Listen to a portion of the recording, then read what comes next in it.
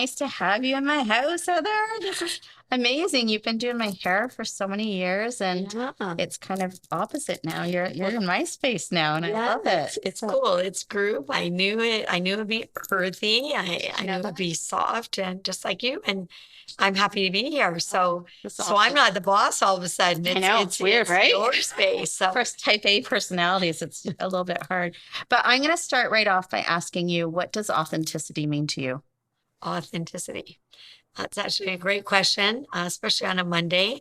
Authenticity to me is real, being your true self, and not having, you know, layers and things to hide behind. Just kind of like letting it go. Being caught off guard, you're usually more authentic, which is why it's so cozy and comfortable to do a conversation like this, right? Love it. Um, This is a little bit more of a deeper question, and I want to preface it because it's sometimes harder to, when I say to you, what's been the most raw moment in your life? It's almost like I'm asking you a raw moment, but also maybe an aha moment. Okay. Well, at my age, because we all know I'm in my sixth decade, but I'm stopping here. There's all kinds of aha moments and raw moments. Um, one that, on a personal level or business? Personal, Personal. personal. Okay. Okay. So, a raw moment for me um,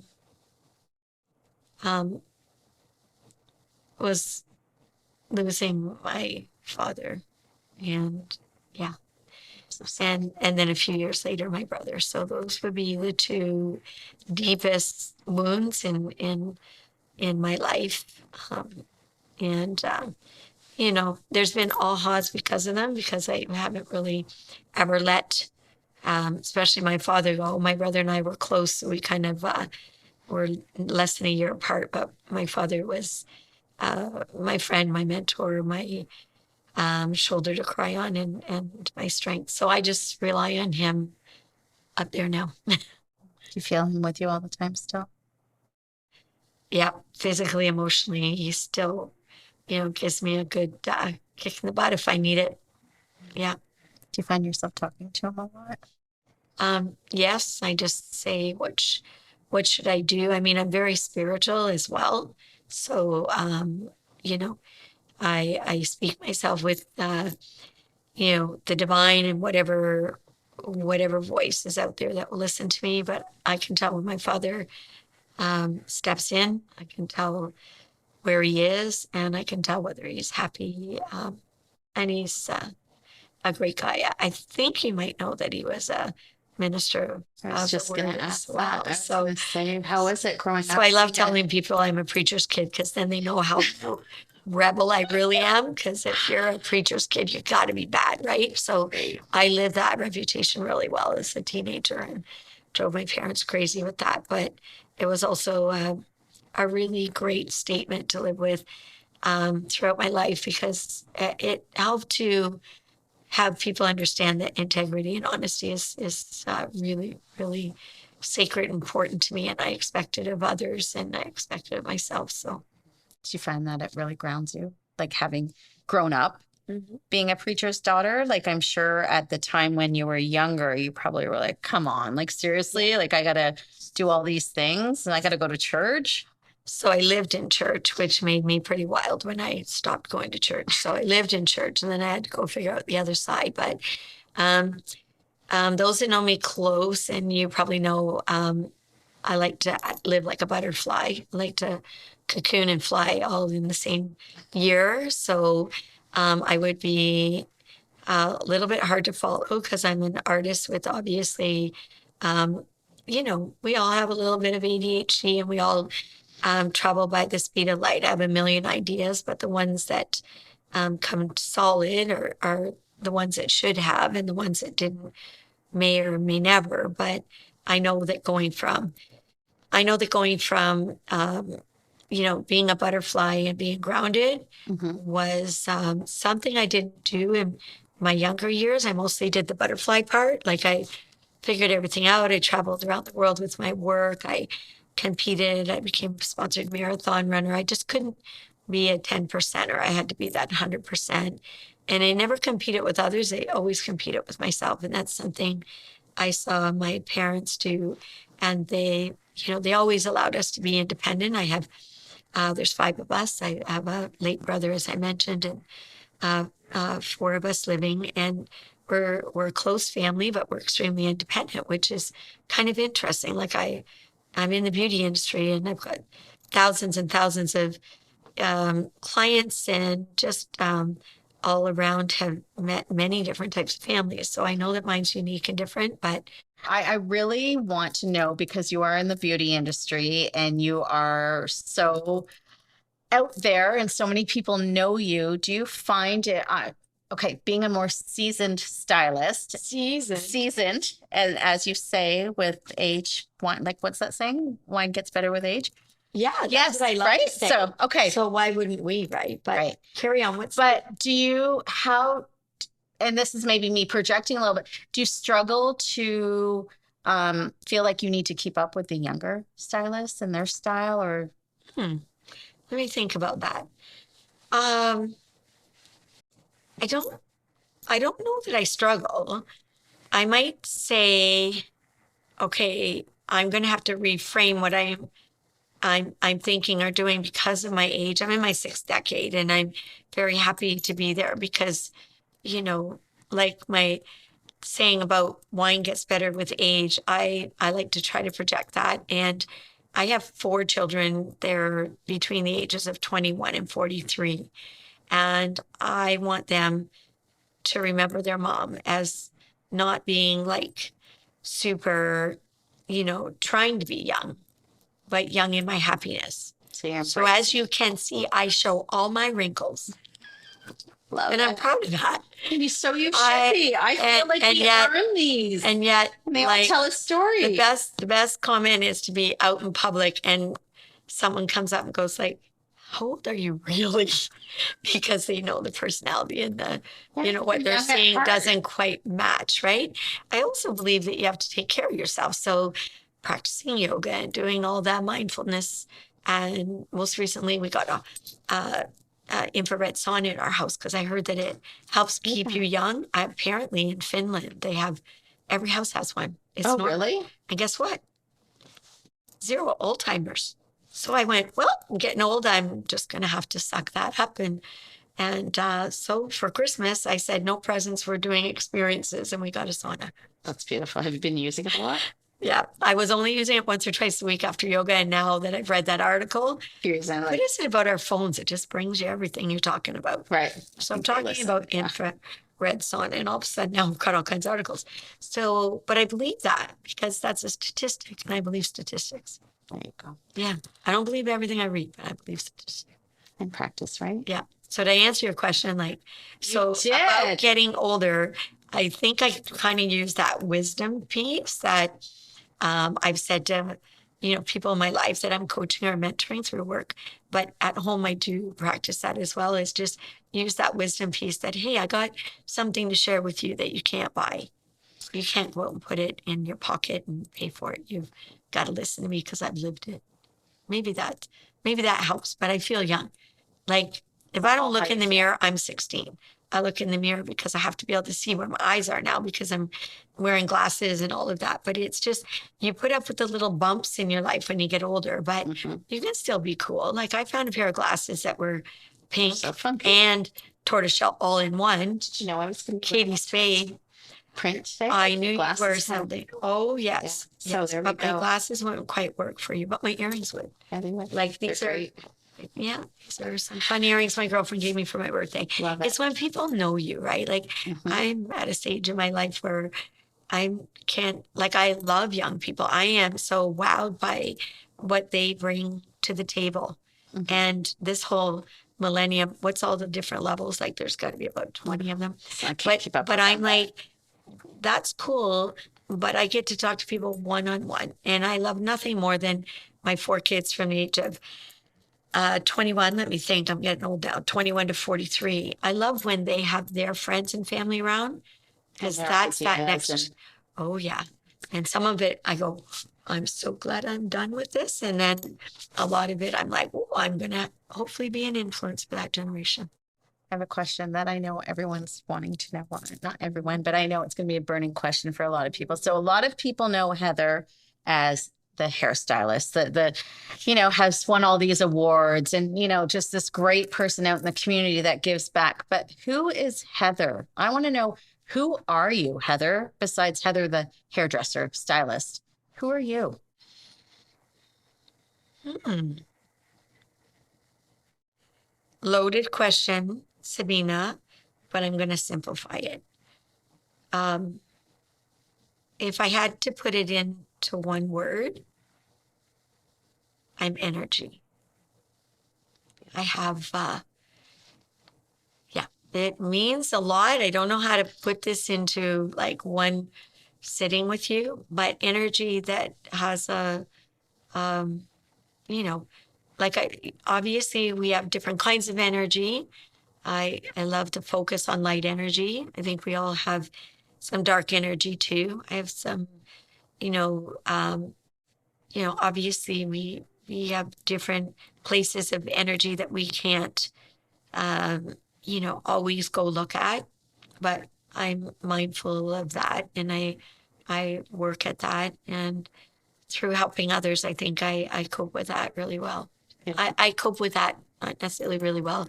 I cope with that to the best of my ability. So, um, yeah, is Great that answer. right? Great answer. Okay. We'll just leave it at Ooh, that. you Yeah. got me way off guard. That was heavy. My heart went boom, boom, boom, Oh boom. no, that's not. I'm not. And it's not to cover up. It's just finding a way to say it. So It's a hard one. If you'd asked me that question, I think I'd struggle let me with ask that. you. No, Here's no. my- who are you, Sabina? I think Sabina's still trying to figure out who she is, to be honest. I Oh, really so do. you're young too. See, we're young at heart. Yeah, we are. Yeah. Um, I don't know. I don't know who I am completely because I try to live in the moment. And I say the word try not in the weakest sense of the word, but just to refocus, because as an artist, you can be squirrel brain all the time. all the time. Yeah, you can. But when it comes to being focused, it's important to be in the moment. So I say the word try not as a negative word, but just keep putting yourself back to the moment. What has happened yesterday, what made us who we are, is great. And I'm not, not a counselor or coach, even though hairdressers sometimes feel You end like up they being are. a therapist. But I check in with one myself, like I do. I even through COVID, I had to. I thought everything was going down. I just too much time on my hands, and I'm used to being busy, so I didn't cope very well with all that time. And then I realized that if I get a grip and realign that time better on the other end, which we are there now, everything's going to be better. And I actually think it is. Heather, if Got rid you, of some garbage. yeah, I think we all did. I think it was a real good time to heal and just check in with ourselves, where you and I are very busy and we're always go, go, go. And then those quiet moments are really when some of that shit comes up that maybe we've been suppressing a little bit. But some fun questions now. I'm going to ask you a heavy question, then we're going to go to the fun question. Can I just say one last thing? One of Yes. the most, like I just had an aha moment, as you said, but one of the best things that came out of that realization was I was really busy mom raising kids as a single mom twice. Okay. So, you know, and that all went really well. And I was always amicable with their dads. But one of the things COVID did for me was realize my personal relationships in my family. My older children got a lot more of my time, and I could step in and help them out. My younger children, who always had my time, actually stepped in and helped me out, and I had more time with my grandchildren. So I have put that space in my schedule as not when I'm free anymore. It's actually much more part of my life. So nothing comes before that. So There's always a silver lining, right? realign my family priorities. Oh, good. Because, when it's years later when you can't get it back, right? So the only thing you can do is change the future. You got it. You got it. So, If you could put every single person that you have ever met in your life, dead or alive, and you could only look for one of them in that room, who would you look for? Wow. I think we'd be in Budweiser Gardens. And whew,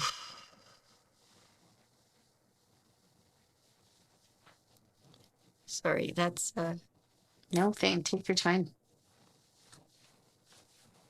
um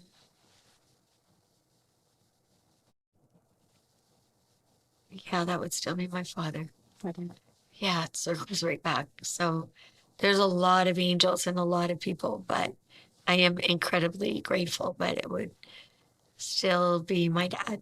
And I can't say daddy's girl because my sister might not like that. But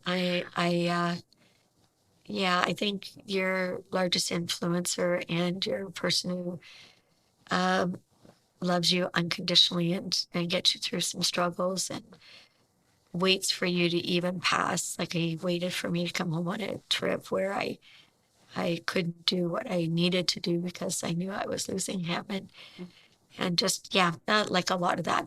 So I have to say, it's yeah, it's my father. And would you like what would you say to him? Do you have questions for him? Would you just hug him? I'd have to tell him that Prince Charming hasn't showed up yet. The This is a white great knight in segue armor. into my next questions for you. He's shown up in physically. He hasn't shown up in full manifestation. So, so Come on, work harder out there, Daddy. Yeah, but I'd also say that I'd also say I honor you. I know you're not perfect. I mean, you learn more about your parents after they're gone.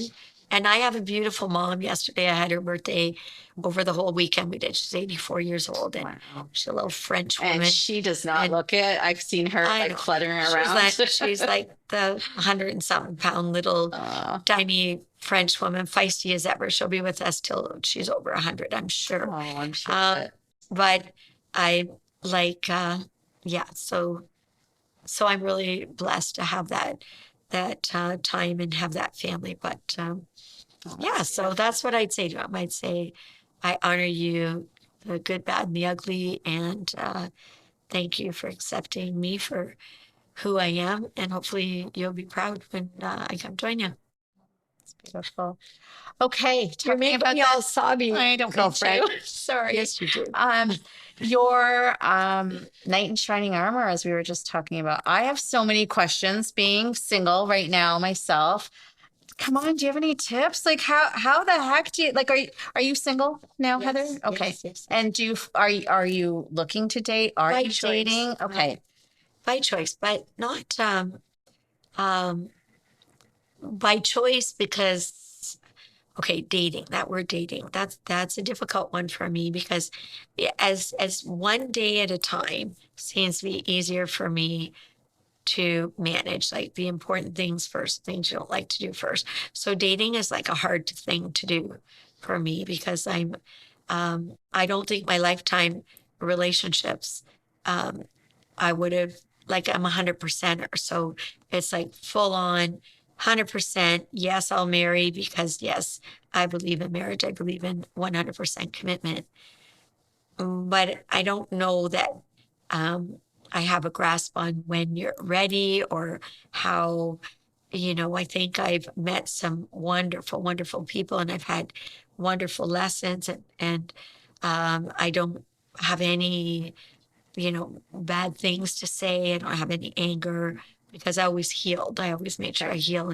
And more than even healing is forgiving because forgiving is healing. So I've tried to help some friends that have a difficult time with that, whether it's their parents, their relationships, or dating. But dating to me is a little bit nerve wracking, this whole online thing.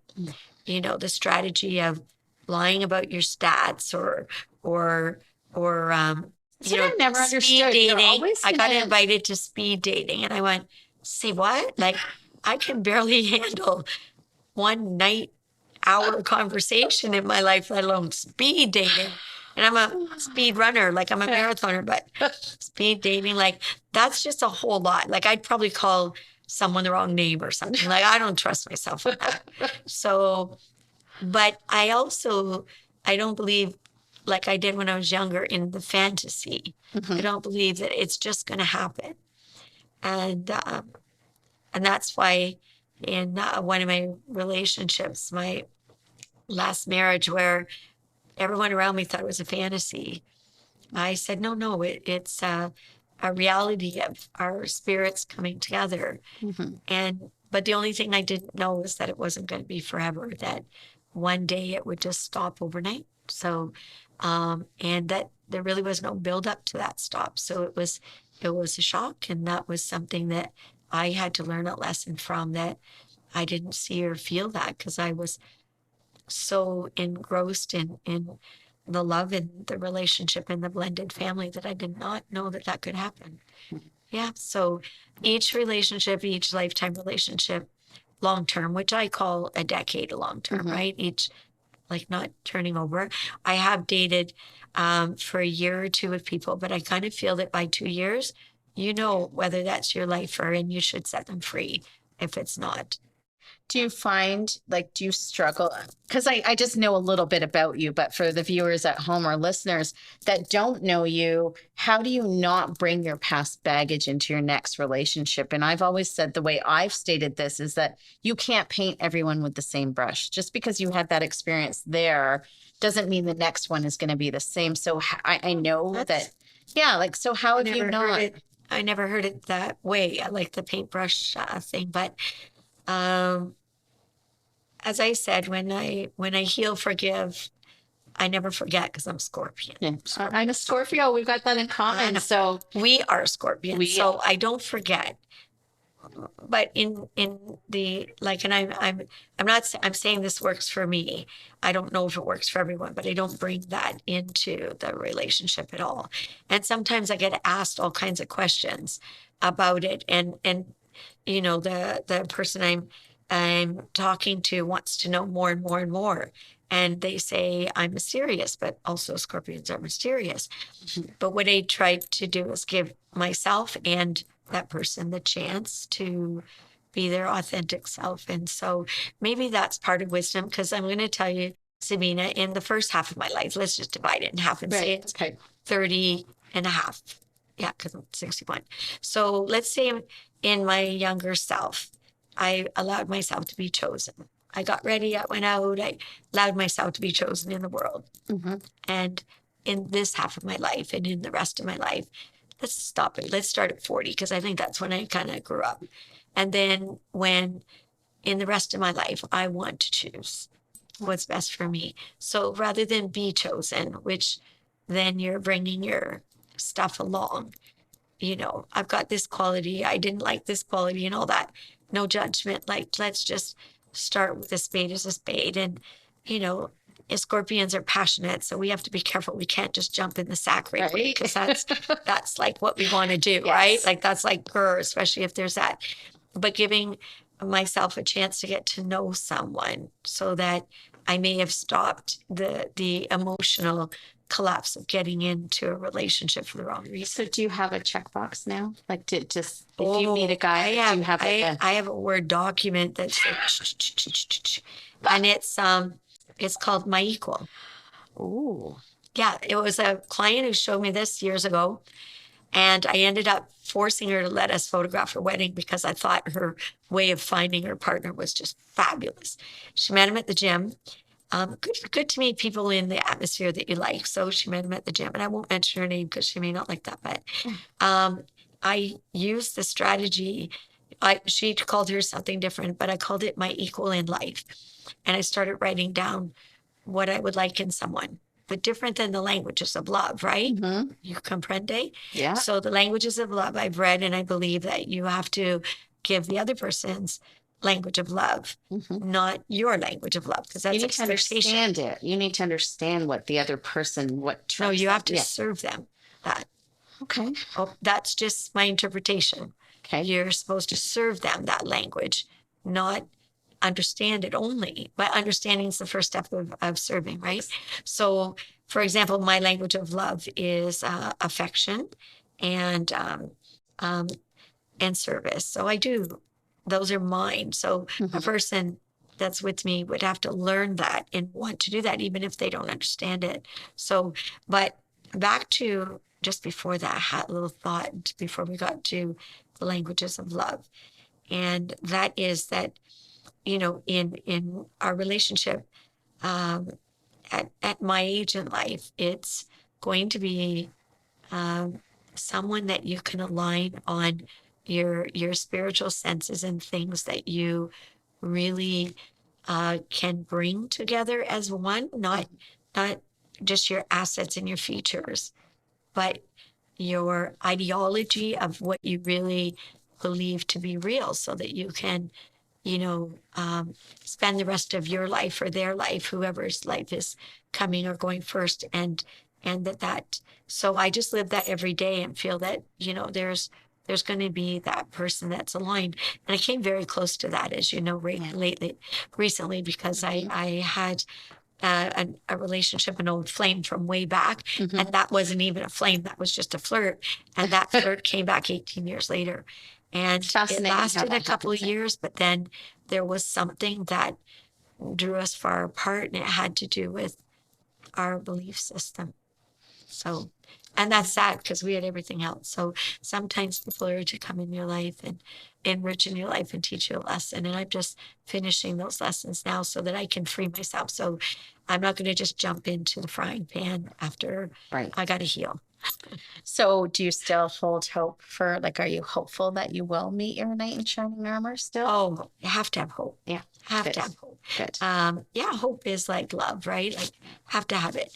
Yeah, I have no problem. And you know what? If it doesn't happen in this lifetime, it'll happen in another. And I've got lots of work to do to leave the world a better place because I was here. For you. Good for you. Next question for you there's more. There's just You're going more. Deep, yeah, I'm not going to go too deep. I lost my train of thought. There's a raw moment right there. So I do have one. What do you feel makes a great friend? Oh, well, you make a great friend. I feel that a great friend. So, that you only have so many friends and then you have so many acquaintances. I even call my clients friends. So a great friend would be leveled up. They'd be more intimate, more sacred, someone that you can get really deep with, someone that you can go away with overnight or cry on their shoulder, call them when things are really tough. A great friend never, ever, ever gets you in the back. And one of the things I feel really good about my tribe is they've often said, I know I can trust you. So a great friend can trust me, and therefore I can trust them. Beautiful. And the last question for you, if there's one thing that you've always wanted to do in your life, but something's held you back, do you mind sharing what that is? Or have you experienced everything you've wanted to experience? Okay, I have to take you back to 6 years old. Okay. I've always wanted to fly with my own wings. So I jumped off a garage and broke both my hips and my arm when I was 6. And I've never stopped wanting to fly. Like, I seriously want to fly. Okay. Yeah. So maybe that's when I'm an angel. But like fly like an airplane? Like in an airplane, or fly like spread your wings and fly so like an angel? Like you jumping. I've tried okay. everything from jet skiing. I just can't stay up in the air. And when I'm in the water and I try to swim, I sink because I'm just not, I swim like this. I just can't fly. And I know one day I'm going to fly. So there's nothing that you've coming back done as a butterfly that you haven't, like, not fear hasn't held you back from anything in your life. Like, has there been? Okay. So who had this bracelet on the other day? One of my clients that I have a very, really great relationship. We do a lot of soul talking, but it's fear or flight.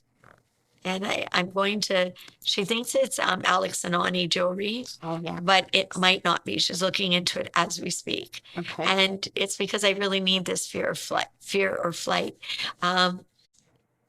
We've all had a lot of fear around the last few years. And because of my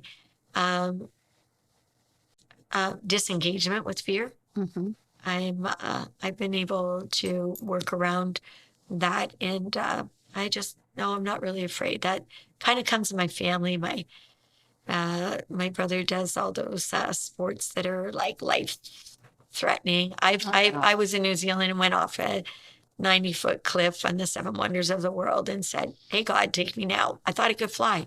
Wow. And here I am holding back about traveling by myself somewhere. So you've just given me some hope. Like, No, do Heather, it. thank you so much for being here. Like, Oh, that just went so fast.